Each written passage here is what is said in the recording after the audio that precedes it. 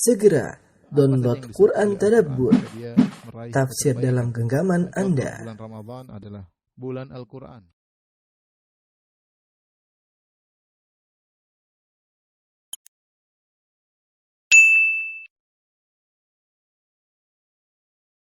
Alhamdulillahi ala ihsani wa syukru lahu ala taufiqihi wa amdinani wa asyhadu an la ilaha illallah wahdahu la syarika lahu ta'ziman li sya'ni wa asyhadu anna Muhammadan abduhu wa rasuluhu da'ila ridwani Allahumma salli alaihi wa ala alihi wa ashabihi wa ikhwani. Ikhwan dan akhwat, hadirin hadirat, bapak-bapak yang dirahmati oleh Allah Subhanahu wa taala, ibu-ibu yang dimuliakan oleh Allah Subhanahu wa taala.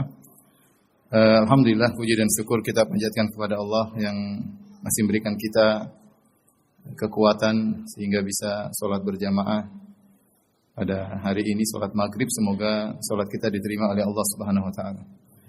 Salawat dan salam tercurahkan selalu kepada junjungan kita Nabi Muhammad Sallallahu Alaihi Wasallam, juga kepada keluarganya serta seluruh sahabat beliau tanpa terkecuali.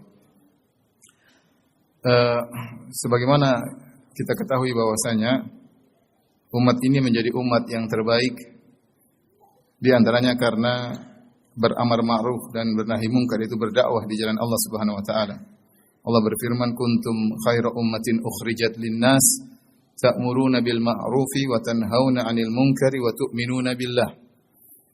Kata Allah Subhanahu wa taala, kalian adalah umat yang terbaik yang dikeluarkan bagi manusia. Apa khairiyah, keterbaikan yang dimiliki oleh umat di antaranya? Kata Allah Subhanahu wa taala, ta'muruna bil ma'ruf wa tanhauna 'anil munkar. Kalian beramar ma'ruf dan bernahi munkar, itu berdakwah. Wa tu'minuna billah, dan kalian beriman kepada Allah Subhanahu wa taala. Bahkan sebagian ulama mengatakan didahulukan amar ma'ruf nahi munkar daripada iman, karena kalau iman terkait dengan pribadi, adapun amar ma'ruf nahi munkar berkaitan pribadi dan juga untuk masyarakat secara umum. Dengan tegaknya umat ini di atas dakwah, maka terbebaskan dari laknat Allah Subhanahu wa taala, sebagaimana Bani Israel dilaknat karena mereka tidak beramar ma'ruf nahi munkar. Lu'inal ladzina kafaru min bani Israil ala lisani Dawud wa Isa bani Maryam, dzalika bima asaw wa kanu ya'tadun, kanu la yatanahawna 'an munkarin fa'aluh. Telah dilaknat Bani Israel melalui lisan Nabi Daud dan Nabi Isa akibat maksiat yang mereka lakukan dan pelanggaran yang mereka lakukan. Kanu la yatanahawna 'an munkarin fa'aluh. Mereka tidak bernahi mungkar atas kemungkaran yang dilakukan oleh sebagian mereka. Mereka membiarkan. Dan dengan beramar ma'ruf nahi munkar, dengan berdakwah, maka suatu negeri tidak akan dihancurkan oleh Allah Subhanahu wa taala. Wa ma kana rabbuka liyuhlikal qura wa ahluha muslihun. Dan Rabbmu tidak akan menghancurkan sebuah negeri sementara penduduknya ada yang melakukan perbaikan, yaitu berdakwah di jalan Allah Subhanahu wa taala. Sungguhnya pengikut sejati Nabi Muhammad sallallahu alaihi wasallam adalah orang-orang yang berdakwah di jalan Allah Subhanahu wa taala. Sebagaimana firman Allah Subhanahu wa taala, "Qul hadhihi sabili ad'u ila Allah ala basiratin ana wa man ittaba'ani wa subhanallah wa ma ana minal musyrikin." Katakanlah wahai Muhammad, hadhihi sabili, ini adalah jalanku, ad'u ila Allah, aku menyeru kepada Allah, itu menyeru kepada tauhid sebagaimana tafsir At-Tabari. Ad'u ila Allah ay ad'u ila tauhid, aku menyeru kepada tauhid. Ala basiratin, di atas ilmu. Ana wa man ittaba'ani, aku dan orang-orang mengikutiku. Artinya orang-orang yang benar-benar mengikutiku juga menyeru kepada tauhid, menyeru kepada Allah Subhanahu wa taala. Makanya saya katakan tadi, pengikut Nabi yang sesungguhnya adalah orang-orang yang berdakwah di jalan Allah Subhanahu wa taala. Karenanya setiap kita berusaha untuk masuk dalam rel dakwah. Karena itu adalah rel kemuliaan. Gerbong dakwah adalah gerbong kemuliaan. Apakah sebagai pembicara, sebagai ustadz, ataukah sebagai panitia, ataukah sebagai penyebar pamflet, ataukah sebagai donatur, atau apa saja, yang penting berkecimpung dalam dakwah. Tentunya tidak semua jadi pembicara ya. Tetapi kita berusaha masuk dalam rel dakwah. Ya. Sebagai apapun kita punya sumbangsi dalam dakwah. Masalah pahala serahkan kepada Allah Subhanahu wa taala. Belum tentu pembicara lebih banyak pahalanya daripada panitia, belum tentu. Apalagi panitia belum tentu daripada pembicara. Bisa jadi orang yang ngatur-ngatur motor, yang ngatur-ngatur mobil, parkiran, bisa jadi pahalanya, dia ikhlas. Pembicara belum tentu ikhlas. Justru pembicara lebih mudah terjerumus dalam riya karena di hadapan banyak orang. Tapi maksud saya, kalau kita tidak mau masuk dalam rel dakwah, maka Allah akan siapkan orang-orang lain yang akan masuk dalam rel tersebut. Maka kita bersyukur kepada Allah Subhanahu wa taala kalau kita masuk dalam rel dakwah. Jadi setiap orang berusaha untuk berdakwah di rumahnya sesuai dengan kapasitas ilmu yang dia dapatkan. Balighu anni walau ayah. Sampaikanlah dariku meskipun satu ayat, kata Nabi sallallahu alaihi wasallam. Di kantornya dia berdakwah, mengajak orang untuk kebaikan, paling tidak ngajak mereka untuk ikut pengajian, men-share dakwah yang baik kepada masyarakat, memberi contoh yang baik kepada masyarakat. Bagaimana seorang yang sudah ngaji, sudah kenal sunnah, harusnya akhlaknya lebih baik daripada orang secara umum. Intinya saya katakan pengikut Nabi sallallahu alaihi wasallam yang sungguhnya adalah orang-orang yang berdakwah kepada tauhid berdasarkan firman Allah, ad'u ilallah ala basiratin ana wa man ittaba'ani. Aku menyeru kepada Allah di atas ilmu, aku dan orang-orang yang mengikutiku. Artinya pengikut Nabi yang sungguhnya juga berdakwah di jalan Allah Subhanahu wa taala. Dan orang yang berdakwah di jalan Allah, dia telah menyampaikan perkataan yang terbaik. Kata Allah Subhanahu wa taala, "Wa man ahsanu qawlan mimman da'a ila Allah." Dan siapakah perkataan yang lebih baik dari orang yang menyeru kepada Allah Subhanahu wa taala? Mengingatkan manusia kepada akhirat. Apalagi di zaman sekarang, zaman orang terpedaya dengan materi, tenggelam dalam materi, menghabiskan umur untuk hal-hal yang tidak bermanfaat. Kemudian dia ingatkan manusia, masyarakat agar kembali kepada Allah Subhanahu wa taala. Baik. Hadirin hadirat yang dirahmati Allah Subhanahu wa taala, topik kita bukan tentang keutamaan dakwah, karena keutamaan dakwah sangat banyak keutamaannya. Tapi topik kita adalah bersabar dalam berdakwah di jalan Allah Subhanahu wa taala. Seorang yang berdakwah, mau tidak mau dia pasti akan dia pasti akan diganggu, dihalangi. Itu sudah sunnatullah. Sudah sunnatullah. Makanya kalau ada orang dakwah tapi tidak ada yang ganggu, itu berarti bermasalah dia. Sana semuanya, sana halal, sini halal, semuanya boleh. Ini enggak beres ya. Karena sunnatullah, pasti orang berdakwah dia pasti diganggu, ada rintangan. Meskipun dia tidak mencari rintangan, rintangan itu pasti datang. Dan ini sudah disyaratkan oleh Allah Subhanahu wa taala. Wal 'asr innal insana lafi khusr. Demi masa sungguhnya seluruh manusia dalam kerugian, illal ladzina amanu, kecuali orang yang beriman, wa amilus shalihat, dan orang-orang beramal saleh, wa tawasau bil haq, dan saling berwasiat dalam kebaikan, artinya berdakwah.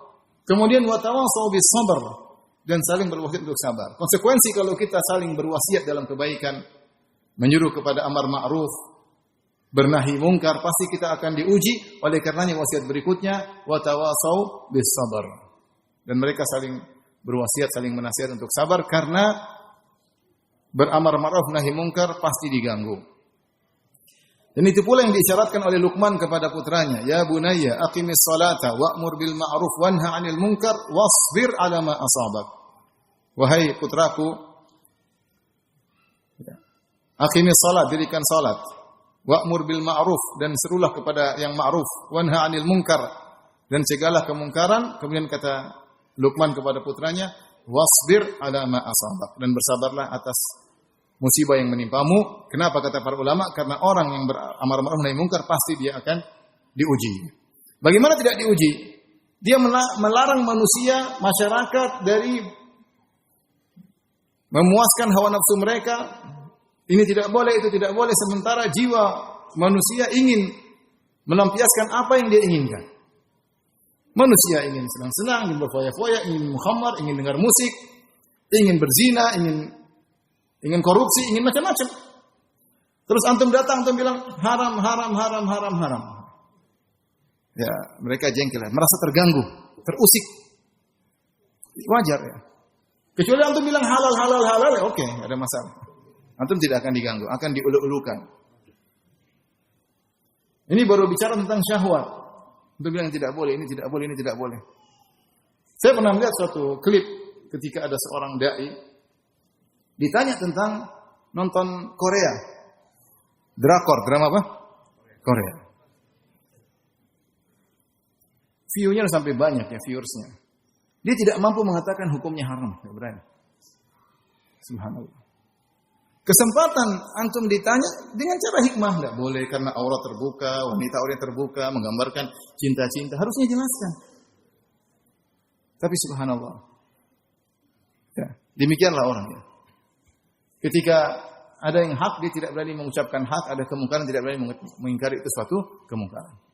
Oleh karenanya, seorang berdakwah, dia pasti diuji karena dia mencegah manusia, masyarakat dari memuaskan hawa nafsu mereka. Belum lagi terkait dengan adat istiadat yang biasa mereka lakukan yang bertentangan dengan syariat. Ini lebih berat lagi.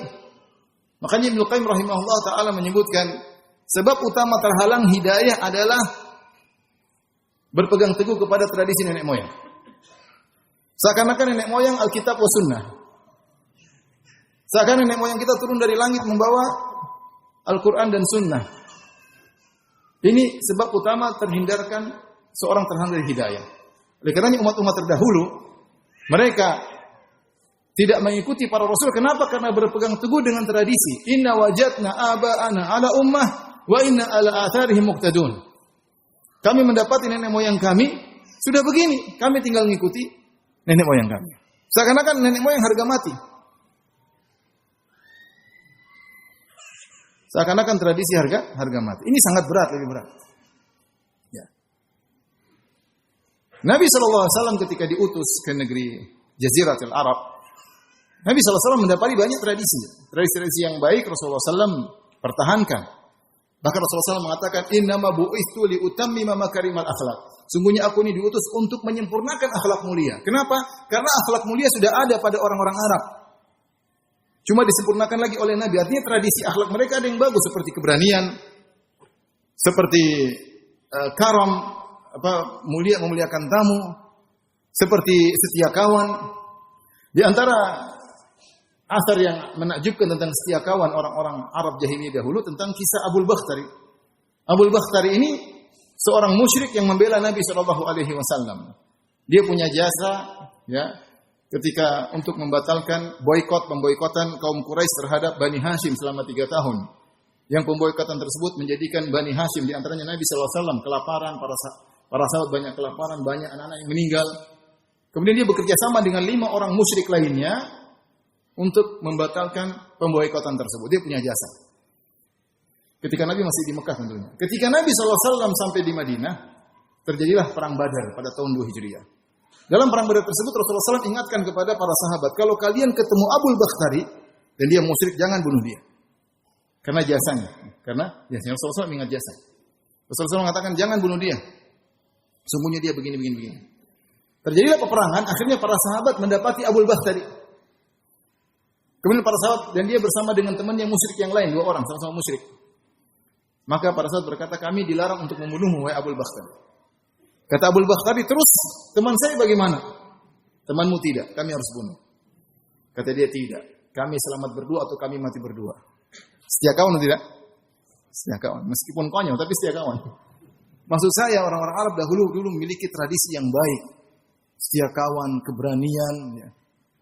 Kemudian cemburu kepada istri-istri mereka. Kemudian diantaranya memuliakan tamu. Banyak akhlak mereka yang baik. Dan Nabi mengakui akhlak tersebut, bahkan menyempurnakan. Kata Nabi SAW, innama bu'ithu liutammima makarimal akhlak. Aku diutus untuk menyempurnakan akhlak yang mulia. Tetapi tradisi-tradisi yang tidak benar, Rasulullah SAW tegur, tidak boleh. Tidak boleh begini, tidak boleh begini, tidak boleh syirik, tidak boleh berpegang teguh dengan tradisi nenek moyang, tidak boleh bersumpah dengan nama selain Allah, tidak boleh menyembah berhala, tidak boleh jimat-jimat, Rasulullah SAW larang. Kebiasaan tradisi ya, percaya kepada dukun, Rasulullah SAW larang. Itu semua tradisi jahiliyah, percaya jimat, percaya dukun, melakukan sihir, ya. Dan banyak hal. Menyembelih kepada selain Allah, Rasulullah SAW larang seluruhnya. Jadi tradisi yang baik Rasulullah SAW pertahankan, bahkan Rasulullah SAW kembangkan. Yang tidak baik maka ditegur, harus sesuai dengan syariat Islam. Nah, ketika kita berdakwah, tentunya tradisi yang baik kita pertahankan. Tapi yang tidak baik kita timbang dengan Al-Quran dan Sunnah. Itulah fungsi Al-Quran dan Sunnah. Bukan sebaliknya Al-Quran dan Sunnah ditimbang dengan tradisi. Ditimbang dengan tradisi nenek moyang. Baik, nenek moyangmu maksum, terjaga dari kesalahan, tidak pernah salah? Tentu tidak. Nenek moyang kita tidak ada yang maksum. Nenek moyang kita juga melakukan ada yang baik, ada salahnya. Ya atau tidak? Dan kita nanti akan jadi nenek moyang, ya tidak? Kalau punya turunan, kita jadi nenek moyang. Di kemudian hari, 1000 tahun lagi, kalau masih ada kehidupan, kita jadi nenek moyang. Tentunya kita sadar bahwasanya kita tempatnya salah dan benar. Oleh karenanya, tradisi harus ditimbang dengan Al-Quran dan Sunnah. Dan ini banyak perkara menjadikan dakwah menjadi sulit ketika banyak masyarakat berpegang dengan tradisi. Dan ini benar, ikhwan. Ya. Ada perkara-perkara yang dipertahankan oleh masyarakat. Meskipun dari tempat tersebut banyak ulama yang muncul, banyak hufadzul Quran, tetapi mereka tidak bisa merubah tradisi tersebut karena di sana ada orang-orang, kita bukan bicara agama lain, kita bicara saudara-saudara kita sama muslim yang berpegang teguh dengan tradisi, kemudian menjadikan tradisi sebagai barometer kebenaran untuk menimbang Al-Quran dan Sunnah. Kemudian mereka berloyal dan bermusuhan di atas tradisi tersebut. Ini perkara yang menyedihkan, tapi itulah kenyataan maksud saya. Hal-hal yang menjadikan kita perlu bersabar dalam berdakwah, karena orang yang berdakwah pasti akan diuji, pasti. Ya, pasti.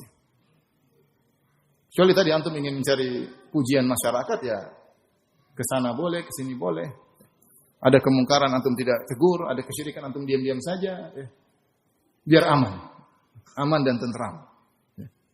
Tapi tanggung jawab di hadapan Allah, antum akan ditanya oleh Allah pada hari kiamat kelak. Apalagi antum adalah seorang dai. Baik, ikhwan dan akhwat yang rahmatillah subhanahu wa taala.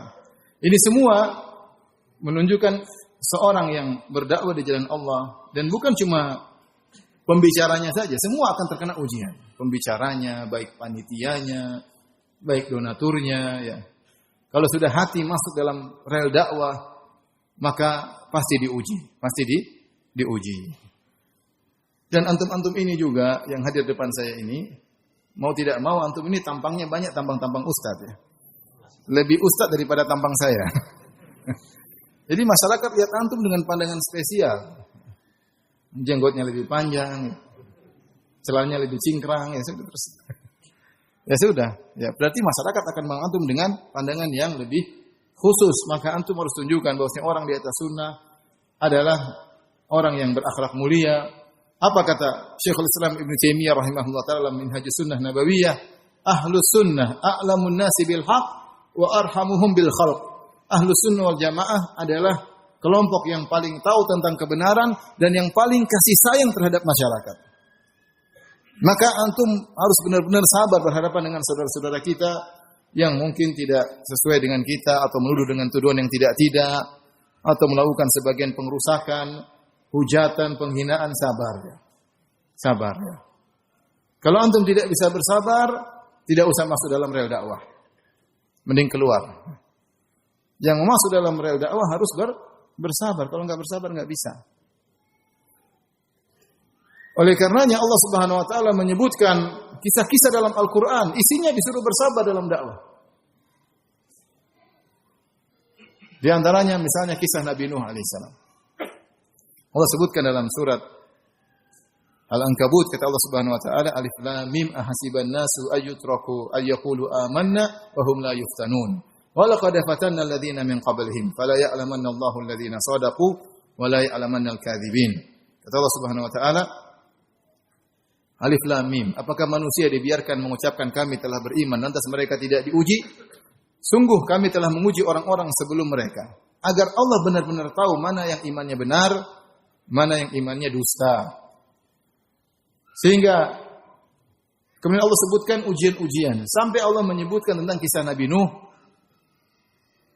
Laqad arsalna Nuhan ila qaumihi falabitha fihim alfa sanatin illa 50 aman. Fa'akhadhahum at-tufan wa hum zalimun. Kata Allah, setelah itu Allah sebutkan contoh kesabaran luar biasa yang Allah uji imannya adalah Nabi Nuh alaihissalam. Sungguh kami telah mengutus Nuh kepada kaumnya. Dan dia berdakwah kepada kaumnya 950 tahun. Berapa? 950 tahun. Sampai Allah abadikan satu surat namanya surat Nuh. Surat Nuh. Sebenarnya mengatakan ini surat di mana Nabi Nuh curhat kepada Allah. Setelah 950 tahun dia berdakwah. Dan Allah sudah kabarkan bahwasanya lan yu'mina min qaumika illa man qad aman. Wahai Nuh, tidak mungkin lagi ada yang beriman. Sudah, selesai. Selesai. Sudah 950 tahun engkau berdakwah. Maka Nabi Nuh cerita tentang dakwahnya. Rabbi inni da'autu qaumi laila wa nahara. Ya Rabbku, aku dakwahi kaumku siang dan malam. Bukan ba'da maghrib saja ya. Siang dan malam. Berapa tahun? 950 tahun. Falam yazidhum du'ai illa firara. Tidaklah aku berdakwah kecuali mereka semakin kabur. Ini Nuh, nabi, bukan ustaz, apa? Nabi. Falam yazidhum du'ai illa firara. Semakin aku berdakwah mereka semakin kabur. Wa inni kullama da'awtuhum litaghfira lahum. Perhatikan Nuh bagaimana dia tulus. Setiap aku dakwahi mereka agar engkau ampuni mereka. Tidak ada niat lain, bukan karena dendam, tidak ada. Litaghfira lahum, agar engkau ampuni mereka. Sayang. Makanya Nabi Nuh, ya qaumi, kata Nabi Nuh, wahai kaumku, wahai kaumku, wahai kaumku, wahai saudaraku, wahai saudaraku. Dia berdakwah dengan tulus. Niatnya agar kaumnya diampuni. Wa inni kullama da'awtuhum litaghfira lahum, setiap aku dakwahi mereka agar engkau ampuni mereka ya Rabb, ja'alu asabi'ahum fi adhanihim, maka mereka masukkan jari mereka di telinga mereka. Allah tidak mengatakan ja'alu ya usbu'aihim, tapi Allah mengatakan asabi'ahum. Mereka masukkan jari-jari mereka di telinga, seakan-akan begini. Padahal satu sudah cukup kan? Tapi Allah ingin menunjukkan bahwasanya mereka benar-benar menutup apa? Telinga mereka. Wastaghshaw thiyabahum. Kemudian mereka ambil baju mereka tutup wajah mereka, tidak mau lihat Nabi Nuh. Artinya Nabi Nuh kalau mau dakwah, Nuh mau dakwah sebentar. Tafadhal. Itu sangat menjengkelkan, tahu enggak? Sangat menjengkelkan. Saya aja kalau lagi ceramah ada yang main HP saya jengkel. Cuma saya sabar. Ini apalagi antum ada teman dulu kita dakwah, saya sudah diingatkan, saya pernah dakwah suatu tempat. Teman bilang, "Ustaz, nanti kalau antum dakwah situ, ada salah satu seorang orangnya cuek bebek, nanti antum lagi dakwah dia tidur depan antum. Kemudian tidur gini, kemudian Ustaz, dia potong pertanyaan antum, ceramah antum dipotong tengah jalan." Masa ada begitu? Ada Ustaz, benar. Begitu saya dakwah benar tuh orang itu. Ustaz, yang lain semua duduk depan. Tidur-tiduran. Kita lagi ngomong, Ustaz, tapi dia serius dengerin. Nanti di tengah jalan kita ngomong dia subhanallah. Tapi lama-lama subhanallah dia kenal sunnah. Sekarang semangat dalam jalankan apa? Dakwah. Tidak begitu lagi. Antum ada enggak kayak gitu? Anak suruh keluar. Jadi tempat tidur yang bagus ya. Baik. Jadi lihat Nabi Nuh alaihissalam berdakwah 950 tahun bukan sebentar. Dengan matku yang seperti itu. Dan lihat ujian apa? Ujian lebih parah lagi. Istrinya kafir. Anaknya kafir. Berat. Antum bayangkan ada seorang ustaz ceramah, istrinya misalnya tidak pakai jilbab. Istrinya ternyata tidak sesuai dengan ceramah suaminya. Apa kata orang? Ustaz bentar ngomong, istrinya enggak bisa didakwahi. Iya enggak? Nuh seperti itu alaihissalam. Dia mendakwahi kaumnya, istrinya sendiri tidak beriman. Dia dakwahi kaumnya, anaknya sendiri tidak beriman. Itu ujian berat. Intinya itu contoh 950 tahun Nuh alaihissalam berdakwah. Dan demikian Allah sebutkan banyak kisah-kisah Nabi Muhammad SAW, kisah Nabi Hud alaihissalam. Ya. Kata kaum Nabi Hud, Ya Hudu ma ji'tana bi bayyinatin wa ma nahnu bitariki alihatina an qaulik wa ma nahnu laka bimu'minin. Pernyataan kaum Nabi Hud, wahai Hud, kau tidak datangkan bukti bahwasanya kau seorang nabi, utusan Tuhan. Wa ma nahnu bitariki alihatina an qaulik, dan kami tidak bakalan meninggalkan sembahan-sembahan kami karena dakwahmu, enggak bakalan. Wa ma nahnu laka bimu'minin, dan kami tidak bakalan beriman. Subhanallah, ikrar tidak mau beriman. Kau tidak punya dalil. Terus yang kedua, kami tidak bakalan meninggalkan peribadatan kepada sembahan-sembahan kami hanya karena celotehanmu, ceramahanmu. Dan kami tidak bakalan beriman kepada engkau, wahai Nuh. Wahai Hud. In naqulu illa taraka ba'du alihatina bisu. Dan kami katakan, wahai Hud, kalau kau terus berdakwah, kau akan terkena kualat dari Tuhan-Tuhan kami. Kau akan terkena penyakit gila. Mereka malah ngancam. Dalam ayat yang lain mereka berkata, sawa'un alaina awa'azta am lam takun binal wa'idin. Wahai Hud, sama saja percuma. Kau ceramah enggak ceramah sama saja, sudah berhenti. Menjengkelkan atau tidak? Menjengkelkan. Tapi begitulah Allah kisahkan kisah Nabi Nuh kepada Nabi Muhammad SAW ketika Nabi sedang berdakwah di Mekah, dan itu butuh kesabaran yang luar biasa. Namun ketika Allah cerita tentang kisah Nabi Nuh di surat Hud, di akhir kisah Nabi Nuh, Allah berkata, wasbir innal aqibata lil muttaqin. Bersabarlah wahai Rasulullah. Sungguhnya kesudahan yang terbaik bagi orang-orang yang bertakwa. Jadi ikhwan dan akhwat yang rahmati Allah Subhanahu wa taala, ketika kita masuk dalam rel dakwah, kita harus sudah mempersiapkan diri kita untuk diuji. Karena itu suatu hal yang tidak bisa kita hindari. Ya, tidak bisa kita hindari. Kita pasti diuji. Dan kita sekarang hidup di zaman medsos, zaman internet, yang semua orang bisa menyerukan apa yang dia yakini. Orang-orang ateis berbicara dengan yang mereka kehendaki, mereka menyebarkan syubhat. Orang-orang liberal dengan syubhatnya, dengan kekuatannya, ya. Orang-orang pelaku kesyirikan dengan menyebarkan syubhat agar orang-orang minta kepada selain Allah Subhanahu wa taala. Para pengagum penyembah tradisi juga kemudian memperjuangkan tradisi mereka dengan berbagai macam dalih. Sabar. Dan mereka juga bersabar dalam menyerukan itu semua. Bukan cuma antum saja bersabar, mereka juga bersabar. Allah sebutkan dahulu ahlul jahiliyah, orang musyrikin, mereka bersabar dalam dakwah mereka. Seperti Allah berfirman, "Wan talaqal mala'u minhum animshu wasbiru ala alihatikum." Maka bergeraklah pembesar-pembesar mereka, kaum musyrikin, dan mereka berkata, "Animshu wasbiru," berjalanlah dan bersabarlah dalam menyembah Tuhan-Tuhan kalian. Bersabarlah. Jadi mereka saling berwasiat untuk apa? Bersabar dalam menyembah berhala. Allah cerita tentang kaum Nabi Nuh, kata Allah, wa qalu la tadharunna alihatakum wa la tadharunna waddan wa la suwa'an wa la yaghutha wa ya'uqa wa nasra.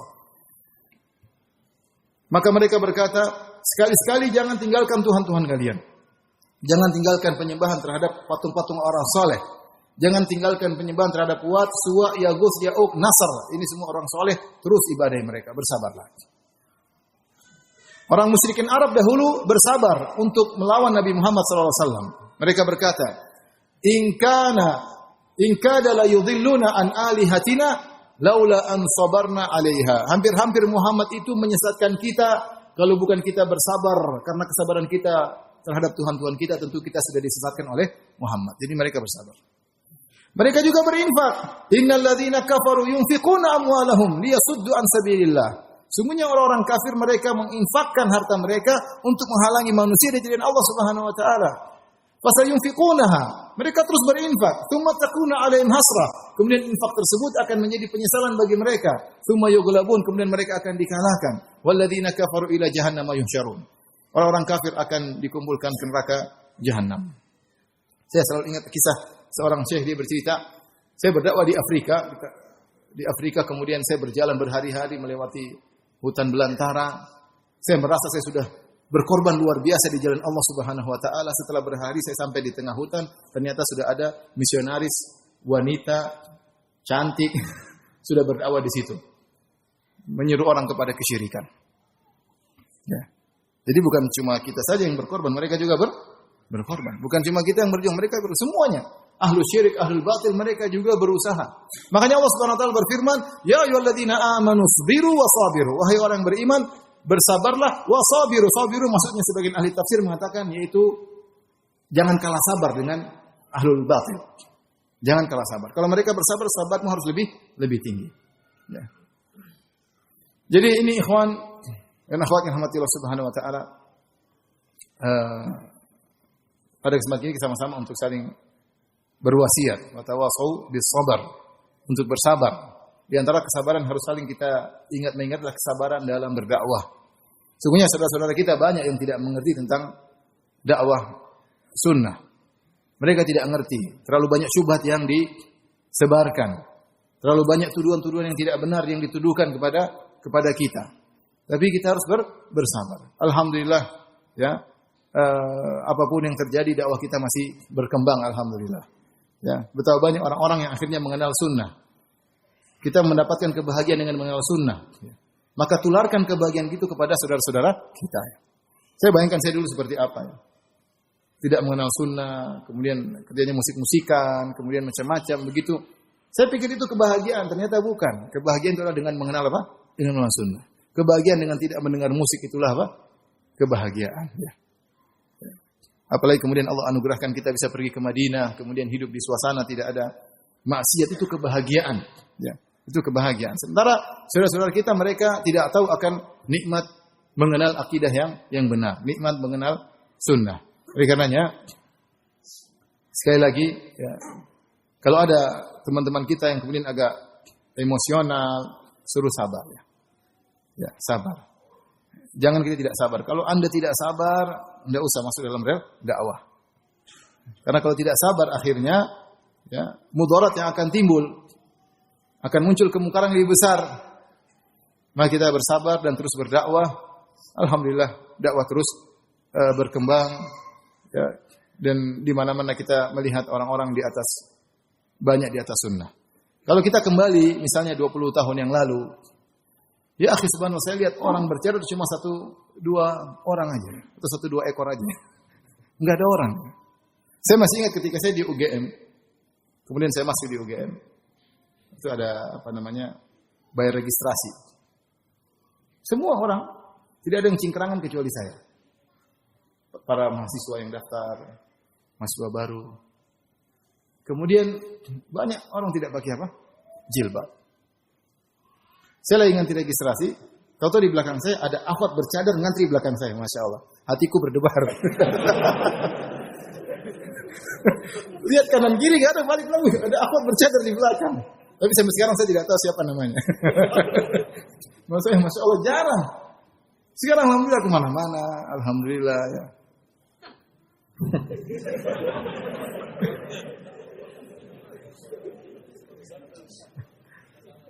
Jangan kepo ya. Jadi alhamdulillah. Lihat orang-orang terdahulu, ya, para ustadz-ustadz dahulu, mereka sabar dan mereka diuji jauh daripada kita ini ujiannya enggak seberapa. Orang-orang dahulu, ustadz senior-senior kita, mereka diuji luar biasa. Terkadang nyawa mereka dipertaruhkan, tapi mereka sabar. Dengan kesabaran orang-orang terdahulu, akhirnya dakwah bisa berkembang. Padahal kita apa yang kita serukan? Kita serukan masyarakat untuk sabar. Kita serukan masyarakat jangan menumpahkan darah. Kita menyerukan masyarakat jangan berdemonstrasi. Ya. Kita menyuruh masyarakat untuk toleransi bahkan kepada orang-orang non-muslim. Kita melarang masyarakat untuk membakar-bakar tempat ibadah orang lain. Ya. Kita mengajar masyarakat jangan mengganggu peribadatan non-muslim. Ya. Masing-masing berjalan. Ya. Kita ajarkan banyak kebaikan. Kita ajarkan untuk berbakti kepada orang tua. Kita ajarkan untuk berbaik kepada tetangga. Kita ajarkan untuk taat kepada penguasa. Tapi lihat di luar, orang-orang sunnah suka mengkafirkan orang lain. Orang sunnah suka begini, suka sabar. Mau diapain? Ya, sabar aja. Ya. Jadi itu saja materi kita yang disampaikan pada kesempatan kali ini. Kurang saya mohon maaf apabila itu taufiq wal hidayah. Assalamualaikum warahmatullahi wabarakatuh.